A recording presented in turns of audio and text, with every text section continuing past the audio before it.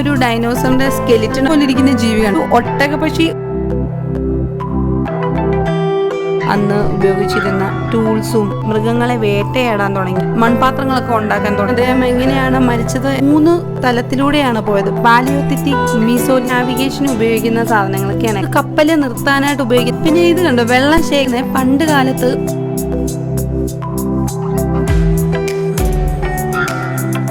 വ്യാപാര പാതകളെ ചൊല്ലിയുള്ള ഷെയ്ഖ് മുഹമ്മദ് ബിൻ താനി ജനിച്ചത്. കാണിച്ചിരിക്കുന്നത് അൽ വജബ് യുദ്ധമാണ്.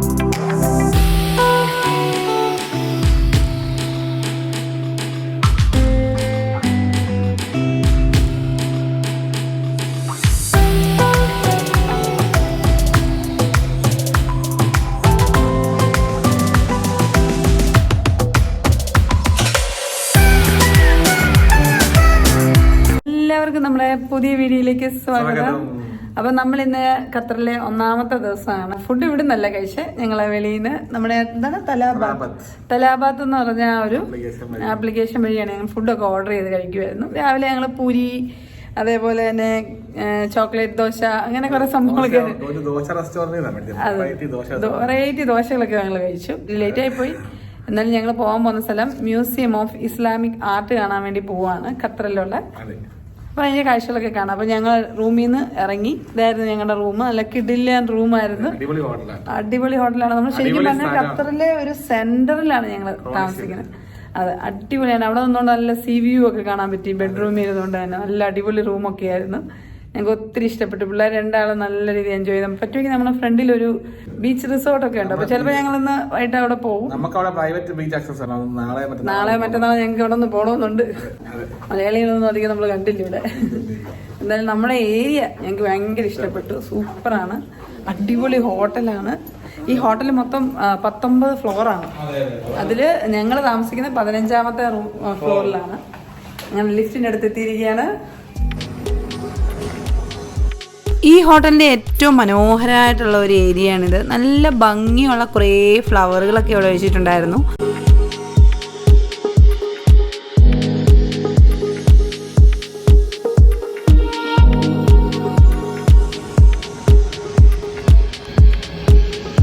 അങ്ങനെ നമ്മൾ ഹോട്ടലിൽ നിന്നൊക്കെ ഇറങ്ങി നേരെ ഖത്തർ നാഷണൽ മ്യൂസിയം കാണാൻ വേണ്ടിയിട്ട് പോവാണ്.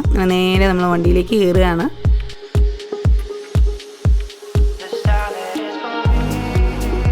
ആദ്യം തന്നെ നമ്മൾ ഇന്ന് പോകാൻ പോകുന്നത് museum of the Islamic art കാണാൻ പോയിട്ട് അത് ക്ലോസ്ഡ് ആണ്. അപ്പൊ നമ്മൾ കരുതി നാഷണൽ മ്യൂസിയം കാണാം. അങ്ങനെ നമ്മൾ നേരെ ഖത്തർ നാഷണൽ മ്യൂസിയം കാണാൻ വേണ്ടിയിട്ട് പോവാണ്. നോക്കി ഇവിടുത്തെ ബിൽഡിങ്ങുകളൊക്കെ നോക്കി. ശരിക്കും ഭയങ്കര അടിപൊളിയായിട്ടുള്ള കുറേ ബിൽഡിങ്ങുകളൊക്കെ നമുക്കിവിടെ കാണാൻ പറ്റും. പടുകൂറ്റൻ ബിൽഡിങ്ങുകൾ എന്നൊക്കെ വേണമെങ്കിൽ പറയാം. ശരിക്കും പറഞ്ഞാൽ ഞങ്ങൾക്ക് നല്ല ഇഷ്ടപ്പെട്ടു ഖത്തർ. വലിയ വലിയ ബിൽഡിങ്ങുകളും ഒക്കെ ദുബായ് രാജ്യത്താണെന്നാണ് നമ്മൾ കരുതിയത്. പക്ഷെ നമ്മൾ ഈ ഒരു സ്ഥലത്തൂടെ യാത്ര ചെയ്ത് കഴിഞ്ഞപ്പോൾ നമുക്ക് മനസ്സിലാക്കാൻ പറ്റിയത് ഖത്തർ ഇത്രയും ഭംഗിയുള്ള ഒരു രാജ്യമാണെന്ന് നമുക്ക് ഇപ്പോഴാണ് മനസ്സിലായത്.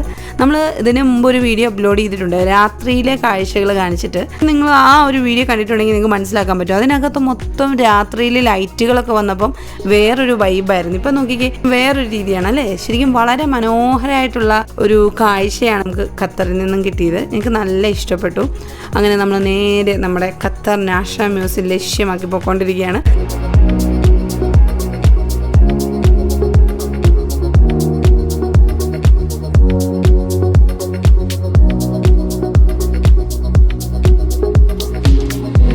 പിന്നെ ഇവിടുത്തെ മറ്റൊരു പ്രത്യേകതയായിട്ട് നമുക്ക് തോന്നിയെന്ന് വെച്ചാൽ ഇവിടുത്തെ ഈ സ്ട്രീറ്റ് ലൈറ്റിൻ്റെ ഡിസൈനാണ്. നല്ല രസമുണ്ടായിരുന്നു. രാത്രിയിൽ ആ ലൈറ്റൊക്കെ വന്നു കഴിഞ്ഞപ്പോൾ അടിപൊളിയായിരുന്നു. പകലും അടിപൊളിയാണ്. ഈ ഒരു സൈഡ് മൊത്തം നമുക്ക് കാണാൻ പറ്റുന്ന കടലാണ്. അതായത് ഇവിടെ നമുക്ക് ഫിഫ വേൾഡ് കപ്പിൻ്റെ ആ ഒരു ലോഗോ ഒക്കെ കാണാൻ പറ്റുന്നുണ്ട്.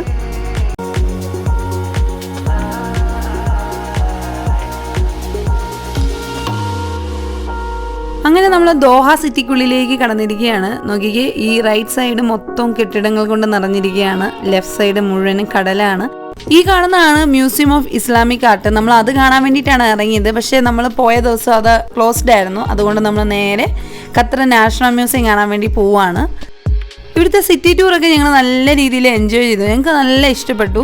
പൊതുവെ വലിയ തിരക്കൊന്നും ഉണ്ടായിരുന്നില്ല. GCC എല്ലാം ഒരേപോലെയാണ് നമുക്ക് ഫീൽ ചെയ്തത്. ഡ്രൈവിംഗ് എല്ലാം നമുക്ക് ഒരേപോലെയാണ് തോന്നിയത്. അതുകൊണ്ട് വലിയ ഡ്രൈവിങ്ങിനൊന്നും വലിയ ബുദ്ധിമുട്ടൊന്നും തോന്നിയില്ല. GCC മൊത്തം നമുക്ക് ട്രാവൽ ചെയ്യാൻ പറ്റി. അപ്പോൾ GCCയിൽ നമ്മൾ ദുബായിലേക്ക് പോയപ്പോൾ മാത്രമാണ് നമ്മളൊരു ഏജൻസീനെ കോൺടാക്ട് ചെയ്തത്. അത് സൈറ്റ് സീയിങ് വേണ്ടിയിട്ടാണ് നമ്മൾ ആ ഒരു ഏജൻസീനെ കോൺടാക്ട് ചെയ്ത്. ബാക്കി ഒമാനും ഖത്തറും ബഹറിനും എല്ലാം ഞങ്ങൾ തന്നെ സ്ഥലം കണ്ടുപിടിച്ച് ഞങ്ങളുടെ വണ്ടിയിലാണ് ഞങ്ങൾ പോയതും ആ സ്ഥലങ്ങളൊക്കെ പോയി കണ്ടതും. യാത്ര ചെയ്യാൻ ഇഷ്ടപ്പെടുന്ന ആൾക്കാരാണ് നിങ്ങളെങ്കിൽ യാത്രകൾ ചെയ്യണം. ഇതുപോലെ സൗദിയിൽ നിന്ന് നമുക്ക് GCC കൺട്രീസിലൊക്കെ പോകാൻ പറ്റും. കാർ എടുത്തിട്ട് ദുബായിക്ക് പോകാം, ഒമാനിൽ പോകാം, ബഹറിൽ പോകാം, ഖത്തറിൽ പോകാം, കുവൈറ്റിൽ പോകാം. കുറേ വീഡിയോസൊക്കെ അപ്ലോഡ് ചെയ്തിട്ടുണ്ട്. ഇപ്പം ദുബായിയുടെ ട്രാവൽ സീരീസ് ഉണ്ട്, ഒമാൻ്റെ ട്രാവൽ സീരീസ് ഉണ്ട്, ബഹറിൻ്റെ ട്രാവൽ സീരീസ് ഉണ്ട്, ഖത്തറിൻ്റെ നമ്മൾ ചെയ്തുകൊണ്ടിരിക്കുകയാണ്. അപ്പോൾ നിങ്ങൾക്ക് എന്തെങ്കിലുമൊക്കെ ഡൗട്ട് ഉണ്ടെങ്കിൽ നമ്മുടെ ചാനലിൽ കയറി നോക്കിയാൽ മതി. എങ്ങനെ സൗദിയിൽ നിന്ന് രാജ്യങ്ങളിലേക്ക് പോകാമെന്നുള്ളത് നമ്മൾ കാണിച്ചിട്ടുണ്ട്.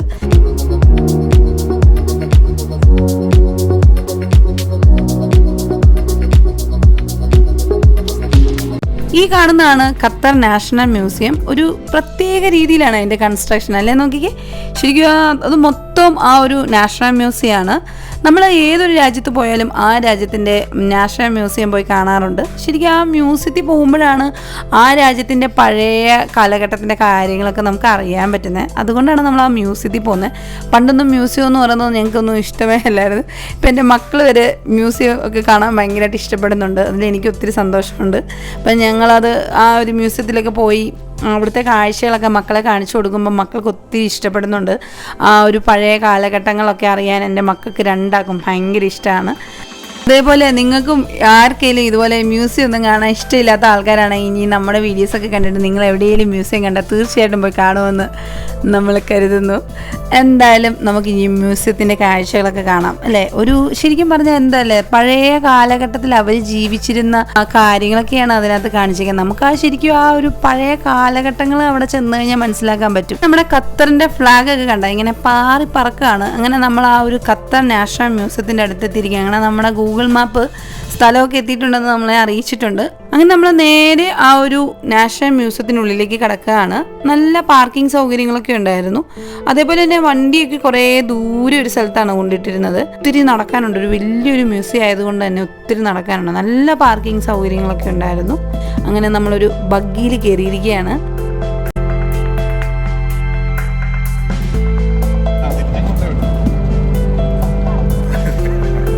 നമ്മൾ മ്യൂസിയം കാണാൻ വേണ്ടി പോവാണ്.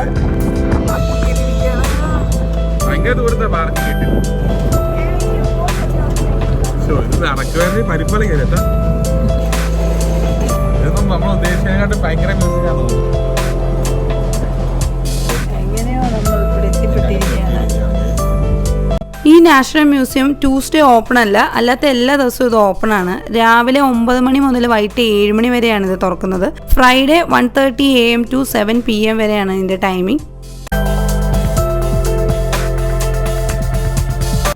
അപ്പോൾ നമ്മളിതാ മ്യൂസിയത്തിൽ കയറിയിരിക്കുകയാണ്. നമ്മൾ മെല്ലേക്ക് കയറുകയാണ്.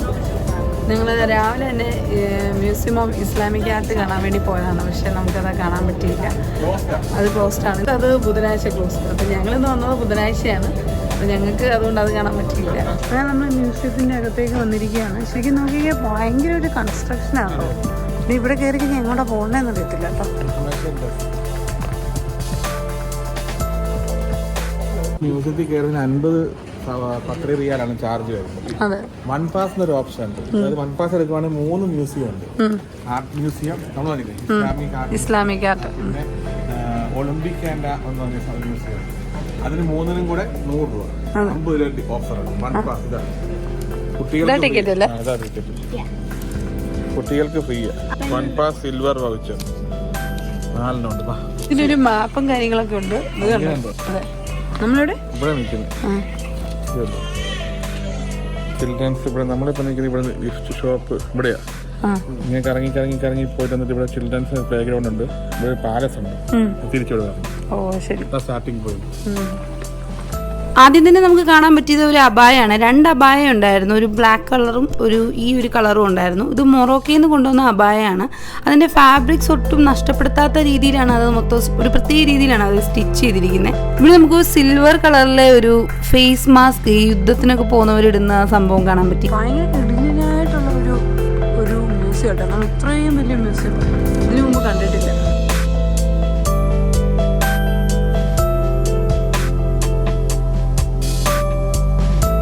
നമ്മൾ നേരെ ആ ഒരു നാഷണൽ മ്യൂസിയത്തിനകത്തേക്ക് കയറിയിരിക്കുകയാണ്. ഇതെന്താ ശരിക്കും എന്താ സംഭവം? നമ്മൾ അങ്ങോട്ട് ചെല്ലുമ്പോൾ തന്നെ നമുക്ക് കാണാൻ പറ്റുന്നത് കടലിനുള്ളിലെ കാഴ്ചകളാണ്. വിവിധ തരം കാഴ്ചകൾ നമുക്ക് കാണാൻ പറ്റില്ല. മീനിൻ്റെയും ജീവികളുടെയും ഒക്കെ കാര്യങ്ങളൊക്കെയാണ് അതിനകത്ത് കാണിച്ചേക്കുന്നത്. കടലിനുള്ളിലുള്ള എല്ലാ ജീവികളുടെയും അതുപോലെ അതിനകത്ത് കിട്ടുന്ന ഓരോ സംഭവങ്ങളൊക്കെയാണ് അതിനകത്ത് കാണിച്ചേക്കുന്നത്. കുറേ സംഭവങ്ങളൊക്കെ ഉണ്ടായിരുന്നു. കുറേ ശംഖും അങ്ങനെ കുറേ ഐറ്റംസൊക്കെ ഉണ്ടായിരുന്നു. അതേപോലെ തന്നെ ഒരു ഡൈനോസറിൻ്റെ സ്കെലിറ്റനൊക്കെ കാണാൻ പറ്റി. അത് ഒറിജിനലാണെന്ന് തോന്നുന്നു. അതിൻ്റെ കാര്യങ്ങളൊക്കെ അതിനകത്ത് ഡീറ്റെയിൽ ആയിട്ട് കാണിച്ചിട്ടുണ്ടായിരുന്നു.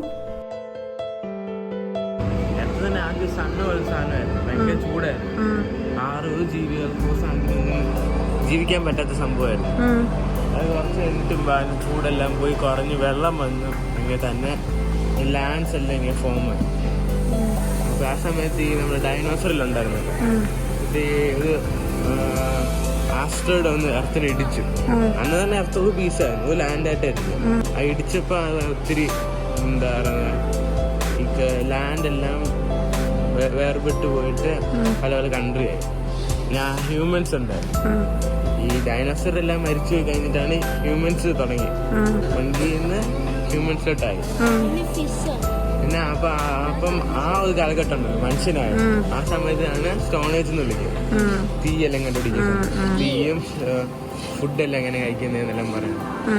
ആ സമയത്ത് തന്നെ ഇതൊന്നും ഉണ്ടാക്കാൻ അറിയത്തില്ല, ഒന്നുകൊണ്ട് തിന്നുക.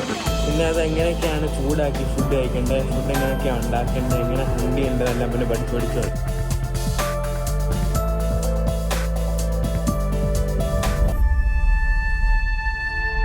ഈ കാണുന്ന ഈ മാൻ പോലിരിക്കുന്ന ജീവി കണ്ടോ? ഇത് മാനല്ല, ഇതിൻ്റെ പേര് അറബിക് ഒറിക്സ് എന്നാണ്. ഇത് ശരിക്കും പറഞ്ഞാൽ മരുഭൂമിയിൽ കാണപ്പെടുന്ന ഒരു ജീവിയായിരുന്നു. ഇത് ഒമാനിലും ഖത്തറിലും സൗദി അറേബ്യയിലും ഒക്കെ ഉണ്ടായിരുന്ന ഒരു പ്രത്യേകത ഒരു ജീവിയായിരുന്നു. നമ്മൾ ആ മ്യൂസിയത്തിലൊക്കെ പോകുമ്പം ഇതിൻ്റെ പടമൊക്കെ ഓരോ സൈഡിലൊക്കെ കണ്ടിട്ടുണ്ട് നമ്മൾ. ഇവിടുത്തെ ഈ ജീവികളൊക്കെ ശരിക്കും നോക്കിക്കേ ഒറിജിനൽ ജീവികളാണെന്ന് നമുക്ക് തോന്നും. ചിലപ്പം അതിൻ്റെ അടുത്തൊക്കെ പോയി നോക്കുമ്പോൾ നമുക്ക് ശരിക്കും ആ ജീവികളൊക്കെ ഒറിജിനലായിട്ടിരിക്കുന്നതായിട്ട് ഫീൽ ചെയ്തിരുന്നു. അങ്ങനെ നമ്മൾ ഇവിടുത്തെ കാഴ്ചകളൊക്കെ കണ്ട് നമ്മൾ അടുത്ത സ്ഥലത്തേക്ക് പോയിക്കൊണ്ടിരിക്കുകയാണ്. ഭയങ്കര അടിപൊളിയാണ്, നല്ല രസമുണ്ട് കാണാൻ.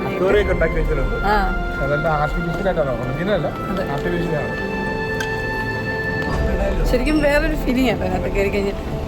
മൊത്തത്തിൽ അടിപൊളിയായിട്ടുണ്ട്. കുട്ടികൾക്കൊക്കെ നല്ല രീതിയിൽ ഇഷ്ടപ്പെടും. ഇവിടെ നമുക്ക് കാണാൻ പറ്റുന്ന വൈൽഡ് ക്യാറ്റും ഓസ്ട്രിച്ചിനെയാണ് കാണിച്ചേക്കുന്നത്. മോനാണ് അതിൻ്റെ അടുത്ത് നിന്നിട്ട് ഭയങ്കര ഫോട്ടോയ്ക്ക് പോസ് ചെയ്യുന്നൊക്കെ ഉണ്ടായിരുന്നു. ശരിക്കും ആ ഒരു ഒട്ടകപ്പക്ഷി ഒറിജിനലായിട്ട് അവിടെ നിൽക്കുന്നതായിട്ട് നമുക്ക് തോന്നുന്നു. എന്താ ഹൈറ്റാന്ന് നോക്കിക്കഴിഞ്ഞാൽ ഞങ്ങൾ അതിൻ്റെ ഇങ്ങനെ കുറേ ഫോട്ടോസൊക്കെ എടുത്ത് ഇവിടെ കുറേ പാമ്പും ഒക്കെ കാണിച്ചിട്ടുണ്ടായിരുന്നു. ഞങ്ങൾ ഇതെല്ലാം കണ്ടിട്ട് നോക്കിക്കേ ശരിക്കും നമ്മൾ ആ ഒരു മരുഭൂമിയിൽ നോക്കുന്ന പോലെയാണ് നമുക്ക് തോന്നിയിരുന്നത്. നല്ല അടിപൊളിയായിട്ടാണ് അവരത് മൊത്തം ചെയ്തിരിക്കുന്നത്. ആ ഒരു മാൻ പോലെ ഇരിക്കുന്നതിൻ്റെ കൊമ്പൊക്കെ കണ്ടത് ശരിക്കും ഒരു പ്രത്യേക നീണ്ടൊരു കൊമ്പൊക്കെയാണ്. അറബിക് ഒറിക്സ് എന്നാണ് അതിൻ്റെ പേര്. ഇത് കണ്ടോ ഇവിടെ കുറേ പാമ്പുകളൊക്കെ കിടക്കുന്നുണ്ട്. ഇവിടെ ഇച്ചിരി പാമ്പുകളുടെ എണ്ണം കൂടിയിട്ടുണ്ട്. എനിക്ക് തോന്നുന്നത് ഇട്ട ആൾക്ക് കുറവാണെന്ന് തോന്നി കാണും, അതുകൊണ്ടായിരിക്കും പുള്ളി ഇച്ചിരി കൂടുതലിട്ടിട്ടുണ്ട്. എന്തായാലും നമുക്ക് ഈ കാഴ്ചകളൊക്കെ നല്ല ഇഷ്ടപ്പെട്ടു. നമ്മൾ ഇതുവഴി നടക്കുമ്പോഴേ നമുക്ക് തോന്നുന്നത് കടലിൽ കൂടെ മരുഭൂമി കൂടെ നടക്കുന്ന ഒരു ഫീലിംഗ് ആണ്. അവരതാണ് ക്രിയേറ്റ് ചെയ്യാൻ നോക്കിയിരിക്കുന്നത്. ശരിക്കും നോക്കിക്കേ കണ്ടോ, ഫുള്ള് കുറേ സംഭവങ്ങൾ ചെയ്തിട്ടുണ്ട്. ഇവിടെ എല്ലാം നമുക്ക് കാണുന്നത് ഇവിടെ കണ്ടോ ആമേനെയൊക്കെ കാണിച്ചിട്ട് ഒരു അക്വേറിയം ക്രിയേറ്റ് ചെയ്യാൻ നോക്കിയിട്ടുണ്ട്. ഇവിടെ ഒരു അക്വേറിയം ആണ് അവർ ഉണ്ടാക്കിയിരിക്കുന്നത്. കണ്ടോ ശരിക്കും ഫുൾ അതേപോലെയാണ് ചെയ്തിരിക്കുന്നത്. ഇവിടെ നമുക്ക് ഫ്ലെമിംഗോസിനെ കാണാൻ പറ്റുന്നുണ്ട്. ഫ്ലെമിംഗോസിനെ നമ്മൾ ഒറിജിനലി കണ്ടിട്ടുണ്ടല്ലോ. എന്തായാലും അതിൻ്റെ കാഴ്ചകളൊക്കെയാണ് ഇവിടെ കാണിച്ചേക്കുന്നത്. മൊത്തം സാധനങ്ങൾ ഇങ്ങനെ അവർ ഉണ്ടാക്കി വെച്ചിരിക്കുകയാണ്. ഇതിനകത്ത് നമുക്ക് ശരിക്കും ഒരു ഡ്യൂപ്ലിക്കേറ്റ് അണ്ടർ വാട്ടർ സൂ എക്സ്പീരിയൻസ് ആണ് കിട്ടിയത്. എന്തായാലും മൊത്തത്തിൽ അടിപൊളിയായിട്ടുണ്ടായിരുന്നു. ഇവിടെ മൊത്തം കാണിച്ചിരിക്കുന്നത് പഴയ കാലഘട്ടത്തിൽ അവർ ഉപയോഗിച്ചിരുന്ന സാധനങ്ങളിലും അതിൻ്റെ കാര്യങ്ങളൊക്കെയാണ് ഇവിടെ കാണിച്ചിരിക്കുന്നത്. ഇത് ഫുള്ള് ഒരു സ്റ്റോൺ ഏജ് കാലഘട്ടത്തിലുള്ള കാര്യങ്ങളാണ് ഇവിടെ കാണിച്ചിരിക്കുന്നത്. മൊത്തം കല്ലുകൾ കൊണ്ടുള്ള ആ ഒരു സംഭവങ്ങളൊക്കെയാണ്, അന്ന് ഉപയോഗിച്ചിരുന്ന ടൂൾസും ഒക്കെയാണ് കാണിച്ചിരിക്കുന്നത്. കല്ലുകൾ കൊണ്ടുള്ള വിവിധതരം വസ്തുക്കളാണ് നമുക്കിവിടെ കാണാൻ പറ്റുന്നത്. ഇതിനൊക്കെ ഓരോ പേരുകളും കാര്യങ്ങളൊക്കെ ഉണ്ട്. അതേപോലെ തന്നെ അത് ഏത് കാലഘട്ടത്തിലുള്ളതാണെന്നൊക്കെ വ്യക്തമായിട്ട് ഇവിടെ കാണിച്ചിട്ടൊക്കെ ഉണ്ട്. ശരിക്കും പറഞ്ഞാൽ ഈ സ്റ്റോൺ ഏജ് കാലഘട്ടത്തിലാണ് മനുഷ്യന്മാർ കല്ല് വെച്ചിട്ട് ഓരോ ടൂൾസൊക്കെ ഉണ്ടാക്കി വേട്ടയാടി ജീവിച്ചിരുന്ന ഒരു കാലഘട്ടമാണ്. ഈ സ്റ്റോൺ ഏജിൻ്റെ കാലഘട്ടത്തിൻ്റെ ആദ്യ സമയങ്ങളിൽ കല്ലുകൾ കൊണ്ട് ടൂൾസൊക്കെ ഉണ്ടാക്കി ജീവിച്ചിരുന്ന ഒരു കാലഘട്ടമായിരുന്നു. ആ സമയത്ത് ഗുഹയിലൊക്കെയാണ് ഇവർ താമസിച്ചിരുന്നത്. അത് കഴിഞ്ഞ് പിന്നെ ആ കാലഘട്ടത്തിൽ തന്നെ മാറ്റങ്ങൾ വന്ന് കുറച്ചുകൂടെയൊക്കെ അവർ ഉപകരണങ്ങളൊക്കെ ഉപയോഗിച്ച് തുടങ്ങി, മൃഗങ്ങളെ വേട്ടയാടാൻ തുടങ്ങി. അതിനുശേഷമാണ് കൃഷി തുടങ്ങിയതും മൺപാത്രങ്ങളൊക്കെ ഉണ്ടാക്കാൻ തുടങ്ങി. അങ്ങനെ മൺപാത്രങ്ങൾ ഉണ്ടാക്കി തുടങ്ങിയതോടുകൂടി വീടുകൾ നിർമ്മിക്കാൻ തുടങ്ങി. ഇവിടെ കാണിച്ചിരിക്കുന്ന 3200 മുതൽ 1200 BC വരെ കാലഘട്ടത്തിൽ ഉപയോഗിച്ചിരുന്ന സാധനങ്ങളൊക്കെയാണ്. ആ സമയത്താണ് അവർ ഉപയോഗിച്ചിരുന്ന പാത്രങ്ങളുടെയൊക്കെ അവശിഷ്ടങ്ങളൊക്കെയാണ്. കണ്ടോ, മൺപാത്രങ്ങളൊക്കെ നമുക്ക് കാണാൻ പറ്റുന്നുണ്ട്. ഒരു സാധനം കൊടുത്തു മറ്റൊരു സാധനം മേടിക്കുക, അങ്ങനെ വ്യാപാരത്തിലേക്ക് ഇറങ്ങി നാണയങ്ങൾ കണ്ടുപിടിച്ചു.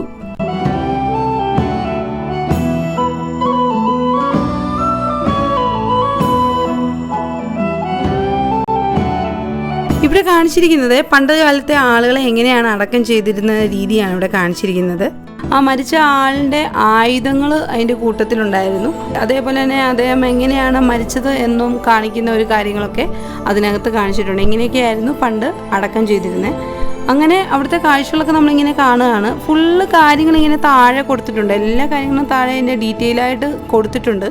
നമുക്കെല്ലാം നോക്കി മനസ്സിലാക്കാൻ പറ്റുമായിരുന്നു.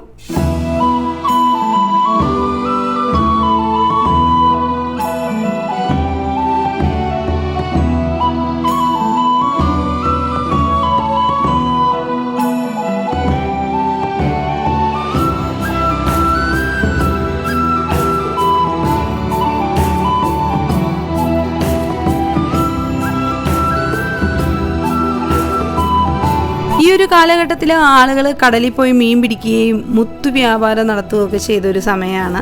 അതാണ് കാണിച്ചിരിക്കുന്നത്. ഇവിടെ കാണിച്ചിരിക്കുന്നത് 1000 വർഷത്തോളം വെള്ളത്തിനടിയിൽ മുങ്ങിക്കിടന്ന ഒരു ചരക്ക് കപ്പലിനകത്തെ സാധനങ്ങളാണ് ഈ കാണിച്ചിരിക്കുന്നത്. ധാരാളം സാധനങ്ങളൊക്കെ ഉണ്ടായിരുന്നു. 1000 വർഷങ്ങൾക്ക് ശേഷമാണ് ഈ സാധനങ്ങളൊക്കെ കണ്ടെത്താൻ പറ്റിയത്.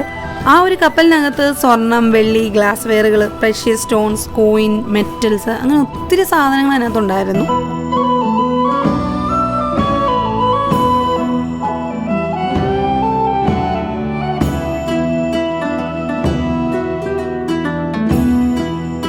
ഇവിടെ കാണിച്ചിരിക്കുന്നത് മനുഷ്യ ചരിത്രത്തിലെ ആദ്യ കാലഘട്ടമാണ് സ്റ്റോൺ ഏജ്. അതിൻ്റെ ഘട്ടമായിട്ടുള്ള കാര്യങ്ങളാണ് അതിനകത്ത് കാണിച്ചിരിക്കുന്നത്. ഈ സ്റ്റോൺ ഏജ് കാലഘട്ടത്തിൽ മനുഷ്യർ പ്രധാനമായും കല്ലുകൾ ഉപയോഗിച്ചാണ് ഉപകരണങ്ങളൊക്കെ നിർമ്മിച്ചിരുന്നത്. ഈ സ്റ്റോൺ ഏജ് കാലഘട്ടം ഒരു 3 തലത്തിലൂടെയാണ് പോയത്: പാലിയോലിത്തിക്, മീസോലിത്തിക്, നിയോലിത്തിക്. ഈ പാലിയോലിത്തിക് കാലഘട്ടത്തിലാണ് തീ കണ്ടുപിടിച്ചത്. മെയിനായിട്ട് മനുഷ്യന്മാർ കായ്കളൊക്കെ ഭക്ഷിച്ചാണ് ആ സമയത്ത് ജീവിച്ചിരുന്നത്.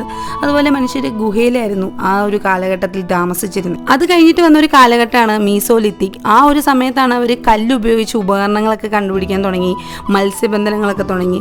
പിന്നെ വന്നൊരു സ്റ്റേജാണ് നിയോലിത്തിക് കാലഘട്ടം. ആ ഒരു കാലഘട്ടത്തിലാണ് കൃഷിയൊക്കെ ചെയ്യാൻ തുടങ്ങിയത്, മൃഗങ്ങളെ വളർത്താൻ തുടങ്ങിയത്, പൂർണ്ണമായിട്ടും കല്ലുപകരണങ്ങളൊക്കെ ഉപയോഗിക്കാൻ തുടങ്ങി, പാത്രങ്ങൾ നിർമ്മിക്കാൻ തുടങ്ങി, വീടുകൾ നിർമ്മിക്കാൻ തുടങ്ങി, മൺപാത്രങ്ങളൊക്കെ നിർമ്മിക്കാൻ തുടങ്ങി. അങ്ങനെയാണ് ആ ഒരു സ്റ്റോൺ ഏജ് കാലഘട്ടം അവസാനിക്കുന്നത്. പിന്നീട് വരുന്ന ഒരു കാലഘട്ടമാണ് ബ്രോൺസ് ഏജ്, വെങ്കലയുഗം. 3300 BC മുതൽ 1200 BC വരെയാണ് വെങ്കലയുഗം ഉണ്ടായിരുന്നത്. അപ്പോഴാണ് കോപ്പർ കണ്ടുപിടിച്ചത്. പിന്നീടാണ് അയൺ ഏജ് കാലഘട്ടം വരുന്നത്. 1200 BCയിലാണ് അയൺ ഏജ് കാലഘട്ടം തുടങ്ങിയിരുന്നത്.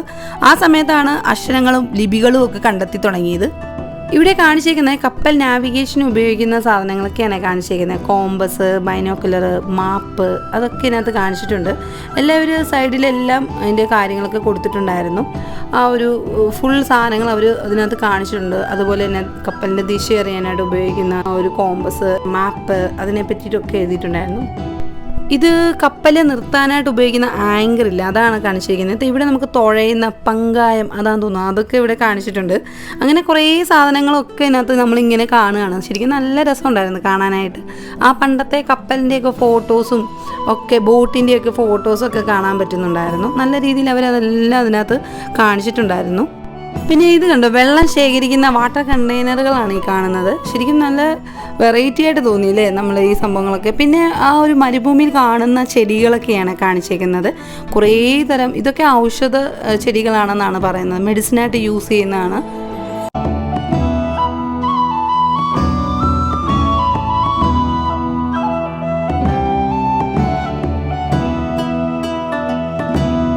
ഇവിടെ കാണിച്ചേക്കുന്നത് പണ്ട് കാലത്ത് ഒട്ടകത്തിൻ്റെ പുറത്തിട്ടിരുന്ന കുറേ സാധനങ്ങളൊക്കെയാണ് കാണിച്ചേക്കുന്നത്. കുറേ ബാഗുകളും കുറേ എന്തൊക്കെയോ സംഭവങ്ങളൊക്കെ ഉണ്ടായിരുന്നു. ക്യാമൽ റൈഡ് എക്യുപ്മെൻ്റ് ആണെന്ന് കാണിച്ചിട്ടുണ്ട്.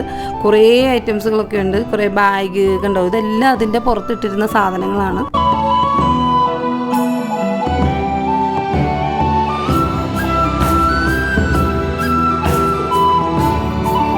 പണ്ട് കാലത്ത് യാത്ര ചെയ്യാനും അതുപോലെ തന്നെ ഒരു സ്ഥലത്തു നിന്ന് മറ്റൊരു സ്ഥലത്തേക്കൊക്കെ പോകാനും ഒക്കെ അവർ ഒട്ടകത്തെയാണ് ഉപയോഗിച്ചിരുന്നത്. ഈ ഒരു ഫോട്ടോസ് കാണുമ്പോൾ തന്നെ നമുക്ക് മനസ്സിലാക്കാൻ പറ്റൂലേ. നോക്കിക്കേ, ശരിക്കും ആ ഫോട്ടോസൊക്കെ നോക്കിക്കേ. ഈ ഒരു ഒട്ടകത്തിൻ്റെ പുറത്ത് എന്തൊക്കെ സാധനങ്ങളാണ് നോക്കിക്കേ. നമ്മളിപ്പോൾ കണ്ട സാധനങ്ങളെല്ലാം ഇതിൻ്റെ പുറത്തുണ്ടല്ലേ. ഇവിടെ കാണിച്ചേക്കുന്ന അവരുടെ പഴയ കാലഘട്ടത്തിൽ അവരെങ്ങനെയാണ് ജീവിച്ചിരുന്നതൊക്കെയാണ്. ഇത് കണ്ട്, ഇത് വെച്ചിട്ടാണ് ടെൻ്റ് ഉണ്ടാക്കിയിരുന്നത്. ഇവിടെ നമുക്ക് കാണാൻ പറ്റുന്നത് മജ്ലിസാണ്. അവർ പണ്ട് എല്ലാവരും കൂടെ ഇങ്ങനെ ചായയൊക്കെ കുടിച്ചുകൊണ്ടിരുന്ന ഒരു സ്ഥലമാണ് മജ്ലിസ്. എല്ലാവരും കൂടെ കൂടിയിരുന്നിട്ട് ചായയൊക്കെ കുടിച്ച് ഇരിക്കുന്ന ഒരു സംഭവമാണ്. ആ ഒരു പാത്രങ്ങളൊക്കെ അന്ന് അവർ ഉപയോഗിച്ചിരുന്ന പാത്രങ്ങളും സ്പൂണുകളും തവികളും ഒക്കെയാണ് നമുക്കിവിടെ കാണാൻ പറ്റുന്നത്.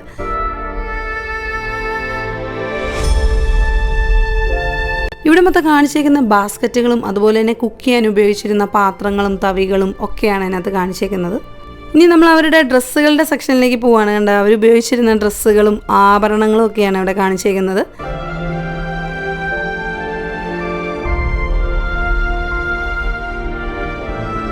ഈ കാണുന്ന സാധനങ്ങളെല്ലാം ഒട്ടകത്തിൻ്റെ പുറത്തിടുന്നതാണ്. വീണ്ടും നമുക്ക് കാണാൻ പറ്റി കുറേ സംഭവങ്ങളുണ്ടായിരുന്നു. മരുഭൂമിയിലെ മണ്ണിടിഞ്ഞ് വീഴുന്ന പോലെ തന്നെയാണ് കാണിച്ചേക്കുന്നത്. കണ്ടോ, ശരിക്കും ഒറിജിനലി ഇങ്ങനെ തന്നെയാണ് അത് വീഴുന്നത്. അതേപോലെ ഉണ്ടായിരുന്നു കാണാനായിട്ട്.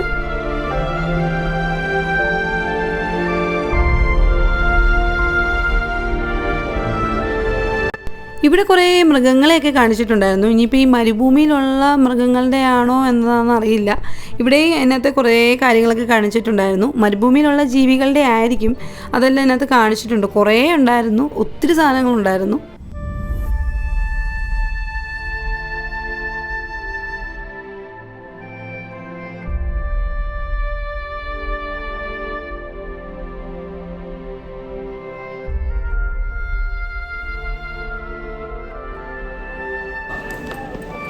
നമ്മൾ താഴോട്ട് പോവാണ്. താഴെയാണ് അവരൊരു ഹിസ്റ്ററി ഒക്കെ കാണിച്ചിട്ടുണ്ടായിരുന്നു, അടിപൊളിയായിട്ടുണ്ടായിരുന്നു. കാണുന്നത് പണ്ട് കാലത്തെ ജനലുകളും വാതിലുകളും ഒക്കെയാണ് ഈ കാണിച്ചേക്കുന്നത്.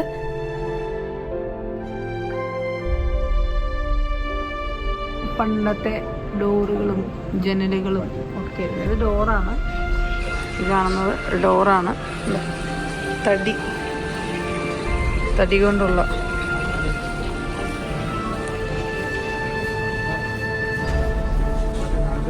കപ്പലുണ്ടാക്കാൻ ഉപയോഗിച്ചിരുന്ന ടൂൾസുകളാണ്.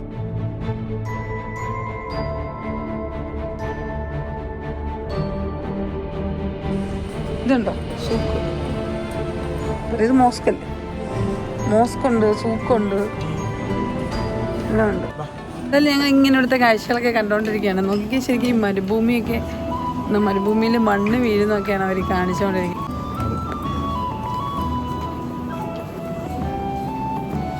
നല്ല തിരക്കുണ്ട്, അത്യാവശ്യം നല്ല തിരക്കൊക്കെ ഉണ്ട്. ഞങ്ങൾ ഇങ്ങനെ ഇതുവഴി കൂടെ നടക്കുകയാണ്. ഓരോ സ്ഥലത്ത് ചെല്ലുമ്പോൾ ഓരോ മ്യൂസിയം കാണണമല്ലോ. അപ്പം ഇവിടുത്തെ മ്യൂസിയം കുഴപ്പമില്ല, നല്ലതാണ്, എനിക്കിഷ്ടപ്പെട്ടു. സ്റ്റെപ്സ് ഉണ്ട്. ഇവിടെ നമുക്ക് തോക്കുകളുടെ ഒരു വലിയൊരു കളക്ഷൻ തന്നെ കാണാൻ പറ്റി. ധാരാളം തോക്കുകളുണ്ടായിരുന്നു. പണ്ടത്തെ രാജാക്കന്മാരുടെ തോക്കും വാളും ഒക്കെയാണ് ഇവിടെ കാണിച്ചിരുന്നത്. ഒത്തിരി ഉണ്ടായിരുന്നു.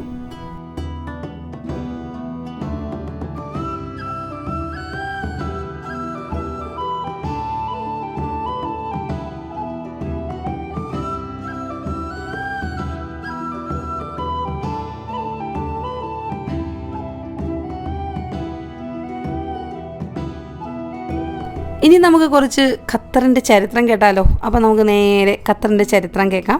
1400കളുടെ അവസാനത്തിൽ അറേബ്യൻ ഉപദ്വീപിലെ പ്രധാന ശക്തികളായിരുന്നു അൽ ജുബൂർ രാജവംശം. അൽ ജുബൂർ രാജവംശത്തിലെ രാജാക്കന്മാരായിരുന്നു ഈ പ്രദേശം ഭരിച്ചിരുന്നത്. 15ാം നൂറ്റാണ്ടിന്റെ മധ്യത്തോടെ ഗൾഫിലെ പോർച്ചുഗീസ് അധിനിവേശം സമുദ്ര വ്യാപാരത്തിലും മുത്തു വ്യവസായത്തിലും പോർച്ചുഗീസുകാരുടെ നിയന്ത്രണത്തിലായി. 16ാം നൂറ്റാണ്ടുകളുടെ ആരംഭത്തിൽ ഗൾഫിൽ ബ്രിട്ടീഷ്, ഫ്രഞ്ച്, ഡച്ച് വ്യാപാരികളുടെ സാന്നിധ്യം മേഖലയെ കൂടുതൽ അനിശ്ചിതത്തിലേക്ക് നയിച്ചു. സ്ഥിരമല്ലാത്ത സഖ്യങ്ങളും വ്യാപാര പാതകളെ ചൊല്ലിയുള്ള തർക്കങ്ങളും നിലനിന്നിരുന്നു. പിന്നീട് ഇവിടുത്തെ വ്യാപാരം അഭിവൃദ്ധി പ്രാപിച്ചതോടെ അറബ് ഗോത്രങ്ങളുടെ ശക്തി വർദ്ധിച്ചു. അവർ പരസ്പരം സഖ്യമുണ്ടാക്കി ഒടുവിൽ പോർച്ചുഗീസുകാരുടെ കയ്യിൽ നിന്നും ഭരണം പിടിച്ചെടുത്തു. 1776 ഫുവേറത്തിലാണ് ഷെയ്ഖ് മുഹമ്മദ് ബിൻ താനി ജനിച്ചത്. പിതാവിനെ പോലെ അദ്ദേഹം ഒരു മുത്തു വ്യാപാരിയായി വളർന്നു തൻ്റെ ഗോത്രത്തെ നയിച്ചു. 1848 ഷെയ്ഖ് മുഹമ്മദ് ദോഹയിലേക്ക് താമസം മാറി. 3 വർഷത്തിന് ശേഷം അദ്ദേഹം ഖത്തറിന്റെ ഭരണാധികാരിയായി അധികാരമേറ്റെടുത്തു. 1868 ബ്രിട്ടീഷുകാരുമായി കരാർ ഒപ്പിട്ടത് അദ്ദേഹത്തിന്റെ നേതൃത്വത്തിലായിരുന്നു. ഷെയ്ഖ് മുഹമ്മദിന് 6 ആൺമക്കളുണ്ടായിരുന്നു. 1878 അദ്ദേഹത്തിന്റെ മരണശേഷം അദ്ദേഹത്തിന്റെ മകൻ Sheikh Jassim bin Mohammed bin Thani അധികാരം ഏറ്റെടുത്തു. ഇവിടെ കാണിച്ചിരിക്കുന്നത് അൽ വജബ് യുദ്ധമാണ്. 1893 ഖത്തറിനെ ഓട്ടോമൻ സൈന്യം ആക്രമിക്കാൻ വന്നു. അപ്പോൾ ഷെയ്ഖ് ജാസിം ബിൻ മുഹമ്മദ് അൽ താനി അവിടെയുള്ള ഗോത്രക്കാരെ എല്ലാം കൂട്ടി സൈന്യം രൂപീകരിച്ച് ഓട്ടോമൻ സൈന്യത്തെ പ്രതിരോധിച്ച് അതിൽ വിജയം നേടി. ഇത് ഖത്തറിന്റെ ചരിത്രത്തിലെ പ്രധാനപ്പെട്ട യുദ്ധങ്ങളിൽ ഒന്നായിരുന്നു.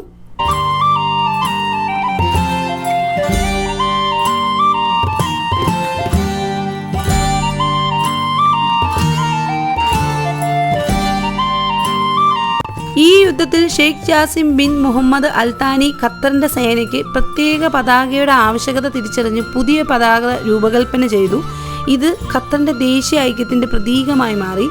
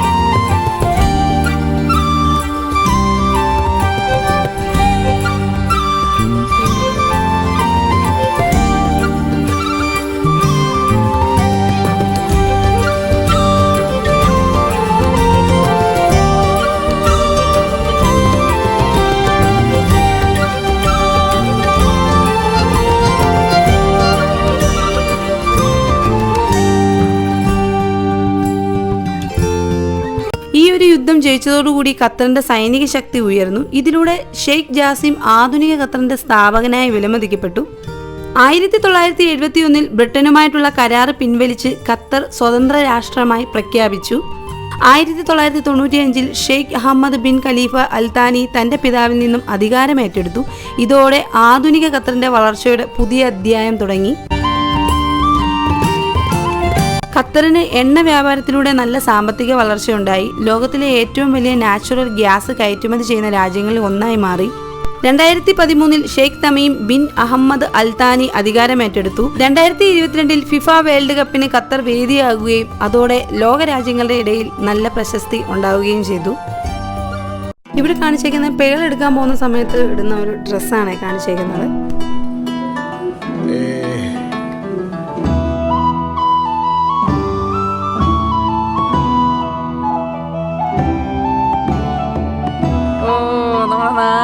കൈ വന്നിട്ടുണ്ട്.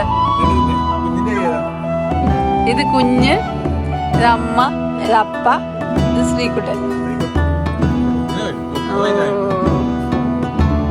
ഭയങ്കര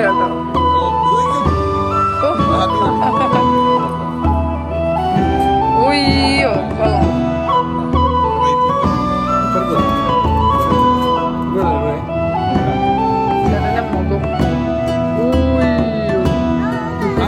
അടിപൊളിയല്ലേ കുഞ്ഞിന്റെ മുഖം. ഇത് ചേട്ടന്റെ കൈ.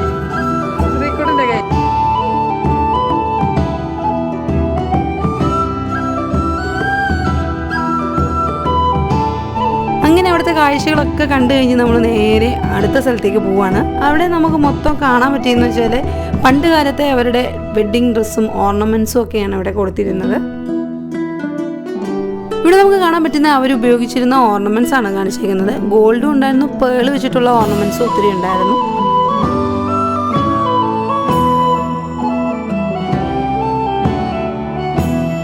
ഈ ഒരു ബോക്സിനകത്താണ് സ്വർണ്ണങ്ങളൊക്കെ ഇട്ടവർ സൂക്ഷിച്ചു വെച്ചിരുന്നത്.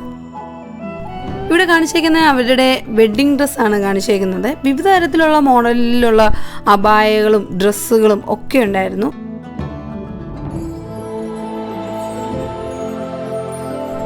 അവരുടെ വെഡ്ഡിങ് ഡേയിൽ അവർ ഉപയോഗിച്ചിരുന്ന ഓർണമെൻറ്റ്സ് ഒക്കെയാണ് കാണിച്ചേക്കുന്നത്. കുറേ സംഭവങ്ങളൊക്കെ ഉണ്ടായിരുന്നു. നെറ്റിയിലിടുന്നതും കമ്മല്, മാല, മോതിരം ഒക്കെ ഉണ്ടായിരുന്നു. എന്തൊക്കെ സാധനങ്ങളാണെന്ന് തന്നെ അറിയില്ല. കുറേ സാധനങ്ങൾ നമുക്ക് കാണാൻ പറ്റി. പിന്നെ അവരുടെ ഡ്രസ്സ് നമുക്ക് കാണാൻ പറ്റി. നല്ല ഭംഗിയുണ്ടായിരുന്നു. പിന്നെ നമുക്ക് കാണാൻ പറ്റിയത് മ്യൂസിക് ഇൻസ്ട്രുമെൻറ്റ്സ് ആണ്. ആ ഒരു കല്യാണത്തിൻ്റെ ദിവസം ഡാൻസും പാട്ടും ഒക്കെ ഉണ്ടായിരിക്കുമല്ലോ, അപ്പോൾ അതിൻ്റെയൊക്കെ കുറേ ഇൻസ്ട്രുമെൻറ്റ്സുകളൊക്കെ ഇവിടെ കാണിച്ചിട്ടുണ്ടായിരുന്നു. ഇത് ഫ്രാൻസിൽ നിന്ന് കൊണ്ടുവന്ന ഒരു ജുവല്ലറി സെറ്റാണ്. ഇതിനകത്ത് ഒരു കിരീടവും കൂടെ ഉണ്ട്. ആ ഒരു റോയൽ ഫാമിലി മെമ്പേഴ്സ് കിരീടം ധരിച്ചിരുന്നു. നമുക്ക് കാണാൻ പറ്റും പല തരത്തിലുള്ള കുറേ കിരീടങ്ങൾ നമുക്ക് കാണാൻ പറ്റി. നല്ല ഭംഗിയുണ്ടായിരുന്നു എല്ലാം കാണാനായിട്ട്. ഇത് നോക്കി, ഇത് നല്ല ഭംഗിയുണ്ടായിരുന്നു. അതിൻ്റെ അടുത്ത് വന്നപ്പോൾ നല്ല തിളക്കമായിരുന്നു. കണ്ടോ, നമുക്ക് വീഡിയോ കാണാൻ പറ്റും എന്ത് തിളങ്ങുകയാണത്.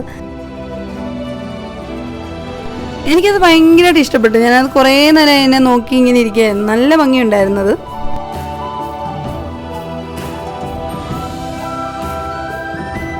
ഇവിടെ മൊത്തം നമുക്ക് കാണാൻ പറ്റിയത് പേള് കൊണ്ടുള്ള ജ്വല്ലറികളാണ്. നമ്മൾ അധികം പേള് വെച്ചിട്ടുള്ളത് അധികം കണ്ടിട്ടില്ല. ഗോൾഡും സിൽവറും ഒക്കെ നമ്മൾ കണ്ടിട്ടുണ്ടെങ്കിലും പേളിൻ്റെത് വളരെ കുറവായിട്ടാണ് നമ്മൾ കണ്ടേക്കുന്നത്. ഈ കാണിച്ചേക്കുന്നത് മൊറോക്കയിലെ ഒരു നെക്ലേസ് ആണ്.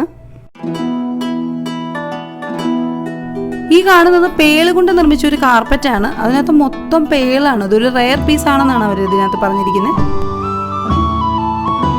ഇവിടെ മൊത്തം നമുക്ക് കാണാൻ പറ്റുന്ന പേള് കൊണ്ട് നിർമ്മിച്ച ആഭരണങ്ങളാണ്. കമ്മലുകളും മാലയും നെക്ലേസും ഒക്കെ ഉണ്ടായിരുന്നു. ഇവിടെ കുറേ വർഷമൊക്കെ കാണിച്ചുകൊണ്ടും അതിൻ്റെ മുകളിൽ കുറേ പേളിൻ്റെ കുറേ ആഭരണങ്ങളൊക്കെ കാണിച്ചിട്ടുണ്ട്. ആ സമയത്ത് ഉപയോഗിച്ചിരുന്ന ഓരോ ഓർണമെൻറ്റ്സ് ഒക്കെ ആയിരിക്കും. ഇത് കണ്ടോ, നമുക്ക് കാണാൻ പറ്റുന്നുണ്ട്. ഇത് ഫുള്ള് പേളാണ്. പേള് കൊണ്ട് നിർമ്മിച്ച കമ്മല്, മാല, വള, ചെയിന് ഒക്കെ നമുക്ക് കാണാൻ പറ്റുന്നുണ്ട്. ഈ കാണുന്നതെല്ലാം ഇവിടുത്തെ റോയൽ ഫാമിലി മെമ്പേഴ്സ് ഉപയോഗിച്ചിരുന്ന ഓർണമെൻറ്റ്സ് ആണ്.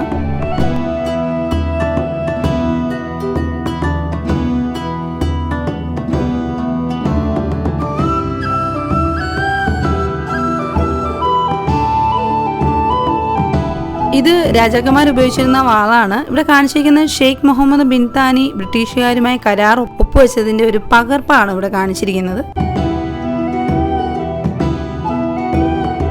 അദ്ദേഹത്തിൻ്റെ തോക്കും വാളുമാണ് ഇവിടെ കാണിച്ചിരിക്കുന്നത്.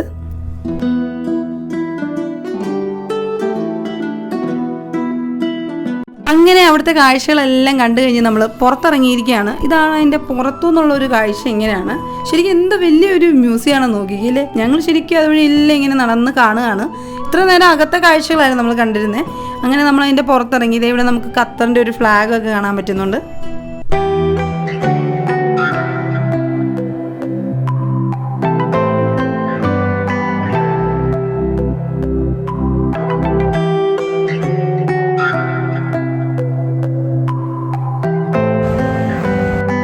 ഇതിൻ്റെ ഫ്രണ്ടിൽ ഒരു വാട്ടർ ഫൗണ്ടൈൻ ഒക്കെ ഉണ്ടായിരുന്നു. ഞങ്ങൾ അവിടെ വന്ന് കുറേ ഫോട്ടോസും വീഡിയോസും ഒക്കെ എടുത്തു. ഭയങ്കര ഫോട്ടോഷൂട്ടാണ്. അവിടെ വന്നാൽ എല്ലാവരും ഇവിടെ വന്നിട്ട് ഫോട്ടോസൊക്കെ എടുക്കുന്നുണ്ടായിരുന്നു. അങ്ങനെ ഞങ്ങളും കുറേ ഫോട്ടോസൊക്കെ എടുത്ത്.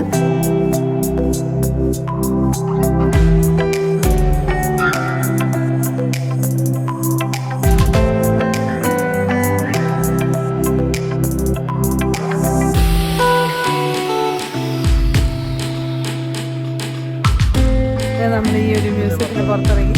പാലസ് ഉണ്ട്. അതെ, പാലസിന്റെ കാഴ്ച ഭയങ്കര വെയിലാണ്.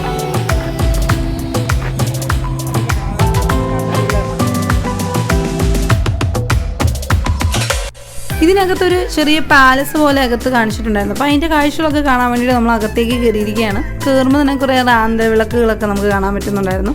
അങ്ങനെ നമ്മൾ അകത്തേക്ക് കയറുകയാണ്.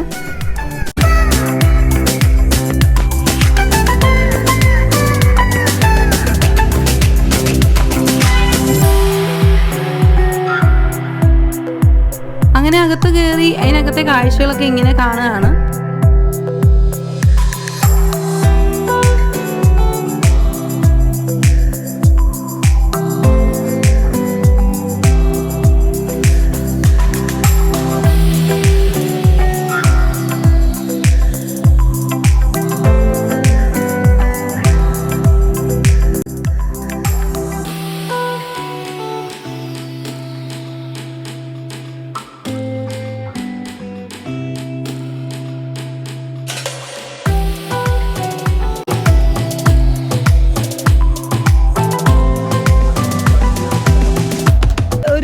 കൊട്ടാരത്തിനകത്തൂടെ നടക്കുന്ന ഫീലിംഗ് ഉണ്ട്.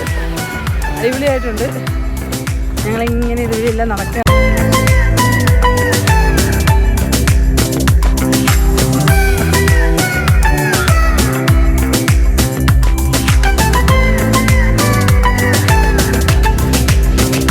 നമ്മൾ വീണ്ടും ബഗ്ഗിയിൽ കയറിയിരിക്കണം. ഒത്തിരി നല്ല തിരക്കാട്ടോ. നമ്മൾ ബഗ്ഗി യാത്ര നടത്തിക്കൊണ്ടിരിക്കുകയാണ്.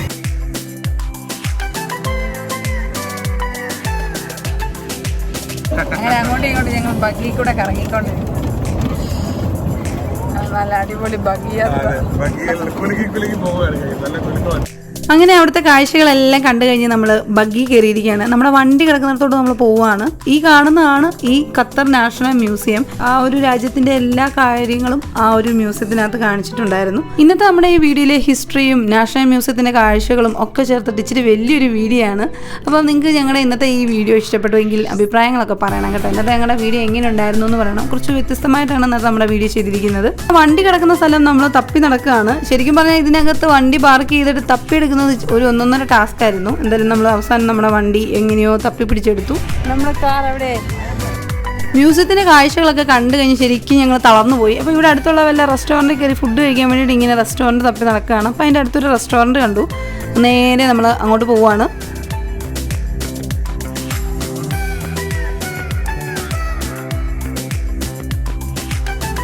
അങ്ങനെ നമ്മൾ ഫുഡൊക്കെ ഓർഡർ ചെയ്തു. ചില്ലി ചിക്കന്, ചപ്പാത്തി, പൊറോട്ട, പിന്നെ ബുഹാരി റൈസും അൽഫാമും ആണ് ഓർഡർ ചെയ്തത്. നല്ല ഫുഡായിരുന്നു, അത്യാവശ്യം നല്ല ഫുഡായിരുന്നു. അപ്പോൾ നമ്മുടെ ഇന്നത്തെ വീഡിയോ ഇന്നിവിടെ അവസാനിക്കുകയാണ്. നിങ്ങൾക്ക് എല്ലാവർക്കും ഞങ്ങളുടെ ഇന്നത്തെ വീഡിയോ ഇഷ്ടപ്പെട്ടു എന്ന് കരുതുന്നു. അപ്പോൾ വീഡിയോ ഇഷ്ടപ്പെടുവാണെങ്കിൽ അഭിപ്രായങ്ങൾ കമൻറ്റ് ചെയ്യുക. ഖത്തറിൻ്റെ കാഴ്ചകളുമായി അടുത്ത വീഡിയോ കാണാം. അതുവരേക്കും എല്ലാവർക്കും ബൈ ബൈ.